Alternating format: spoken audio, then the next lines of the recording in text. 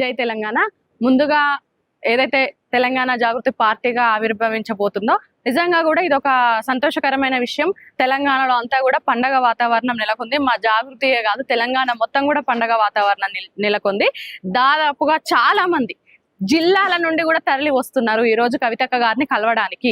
ఎందుకంటే కవితక్క గారు ఏదైతే సర్వోదయ తెలంగాణ కావాలి, సామాజిక తెలంగాణ కావాలి, ఎవరైతే నిరుద్యోగులు ఉన్నారో, యువత ఉన్నారో, మహిళలు ఉన్నారో, ఎస్టీ, ఎస్సీ, బీసీ, మైనార్టీ వర్గాలు ఉన్నారో, సబ్బండ వర్గాల కోసం ఈ రోజు నేను పార్టీని పెట్టబోతున్నాను.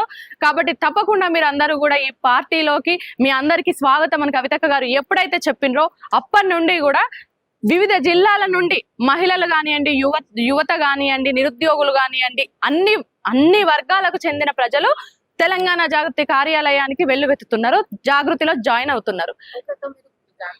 గొప్పగా చెప్తున్నారు. బట్ ఇంకోటి ప్రతిపక్షం ఏమంటుందంటే ఒక విజయలలిత గారితో డాక్టర్ గారిని పోలుస్తున్నారు. ఆమెతో పోల్చడం కరెక్ట్ కాదు ప్రజలు అని చెప్పేసి అంటున్నారు. చెప్పు ఎగ్గొడతాం లిక్కర్ రాని అని మాట్లాడతాయి. ఎందుకంటే చక్కగా చెప్తున్నాం, ఇన్ని రోజులు ఊరుకున్నాం. ఎందుకంటే అదొక కేసు, ఒక ఏదో ఆరోపణలు చేస్తున్నారు అని చెప్పేసి ఎక్కడికక్కడ ఆ మాట్లాడినప్పుడు ఖండించినాం. కానీ ఇప్పటి నుండి ఖండించడం ఉండదు, చెప్పు దెబ్బలే కొట్టాల్సి వస్తుంది. ఎందుకంటే ఒక Rouse avenue court clean sheet ఇచ్చింది. ఎవరైతే ఆ కేసు ఎవరైతే సిబిఐ ఆఫీసర్ ఉన్నారో ఆఫీసర్ మీద కూడా ఇన్వెస్టిగేషన్ చేయాలి అని చెప్పి మరి క్లీన్ షీట్ ఇచ్చిండ్రు. 50,000 పేజీల ఛార్జ్ షీట్ లో కనీసం ఒక ట్రాన్సాక్షన్ ప్రూఫ్ లేదు. జస్ట్ ఒక ఊహాగానాల మీద క్రియేట్ చేసిన ఈ కేసు మాత్రమే ఈ కేసు అని చెప్పి కేసును కొట్టేసిన తర్వాత అన్యాయంగా ఒక ఆడబిడ్డని 5.5 నెలలు జైల్లో పెట్టి బయటికి తీసుకొచ్చిన తర్వాత కూడా ఇప్పుడు కూడా ఆ కేసు క్లీన్ షీట్ వచ్చినాక కూడా లిక్కర్ రాని అని మాట్లాడితే అసలు ఊరుకోము. ఆడబిడ్డలం ఎక్కడికక్కడ తంతం. అందుకే నోరు అదుపులో పెట్టుకోమని. జయలలిత కన్నా జయలలితతో ఈక్వల్ గా కవితక్క గారు అంతే గొప్ప నాయకురాలు. ఆ రోజు అసెంబ్లీలో శపథం చేసి జయలలిత గారు ఎట్లయితే ముఖ్యమంత్రి అయినరో ఈ రోజు శాసన మండలిలో కూడా కవితక్క గారు నేను వ్యక్తిగా వెళ్తున్నా, శక్తిగా తిరిగి వస్తా అని ఏదైతే మాట ఇచ్చిండ్రో ఆ మాట నిలబెట్టుకుంటారు. తప్పకుండా కూడా ఈ తెలంగాణ రాష్ట్రానికి మొదటి మహిళా ముఖ్యమంత్రి అయి తీరుతారు. ఇంకోటి ఏంటంటే ఆమె కొన్ని ఇంటర్వ్యూలో కొత్తగా చెప్పారు, నేను ఇచ్చే స్పీచ్ కి ఏదైతే పార్టీ అనౌన్స్మెంట్ ఆ టైంలో ఇచ్చే స్పీచ్ కి బీఆర్ఎస్ కి కానీ మరి కాంగ్రెస్ కానీ కొనుక్కుడుతుంది, బీఆర్ఎస్ ఏమో భయపడిపోవాల్సిందే ఇంకా చెప్పారు. దాని గురించి చెప్తారు. అవును, ఎందుకంటే మేము వాళ్ళలాగా ఏసీ గదుల్లో కూర్చొని రూపొందించిన ఎజెండా కాదు. మా ఎజెండా అనేది ప్రజల మధ్యలో నుండి వచ్చిన ఎజెండా. మా ఎజెండా అనేది ప్రజలు ఏదైతే కావాలనుకున్నారో, ప్రజలు ఏదైతే కోరుకున్నారో అదంతా కూడా బ్లూ ప్రింట్ తీసుకొని దాన్ని మేము ఎజెండాగా రేపు ప్రకటించబోతున్నాం. కాబట్టి తెలంగాణ జాగృతి ఎజెండా ప్రజల ఎజెండా. కాబట్టి ఆ ఎజెండా విన్నప్పుడు తప్పకుండా మైండ్ బ్లాక్ అవుతుంది. బీఆర్ఎస్, కాంగ్రెస్, బీజేపీ ఏ పార్టీలు ఉన్నా కూడా వాళ్ళు కనీసం కోలుకోవడానికే వారం రోజులు పడుతుంది. కాబట్టి అక్కగారు అనౌన్స్ చేసి మా ఎజెండా చెప్పిన తర్వాత వాళ్ళు ఇంకా పిచ్చోళ్ళు అయిపోయి పిచ్చి పిచ్చిగా మాట్లాడతారు.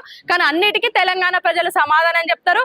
ఎందుకంటే ఈ దేశ రాజకీయ చరిత్రలోనే ఎక్కడా లేని విధంగా రాజకీయ పార్టీ పెట్టే ముందు 50 అధ్యయన కమిటీలు వేసి ప్రతి అధ్యయన కమిటీకి 5 నుండి 10 మందిని నియమించి వాళ్ళని ఇంట్లో కూర్చొని కాదు, ప్రజల మధ్యలోకి వెళ్ళండి, ప్రతి వర్గం వాళ్ళకి ఏం కావాలో అడగండి, వాళ్ళు తెలంగాణ ఎందుకోసం కావాలనుకున్నారు, తెలంగాణ వచ్చిన తర్వాత ఏం జరిగింది, ఏం జరగలేదు, ఇప్పుడు మనం వస్తే ఏం జరగాలని వాళ్ళు కోరుకుంటున్నారు అనేది తెలుసుకొని దాన్ని బ్లూ ప్రింట్ గా ఇవ్వండి. దాంట్లో నుండి ఈ రోజు తెలంగాణ జాగృతి ఎజెండా అనేది మేము ముందుకు పెట్టుకొని ప్రజల మధ్యకి వెళ్తున్నాం. కాబట్టి ఇది ప్రజా గొంతుక, ఇది ప్రజల పార్టీ.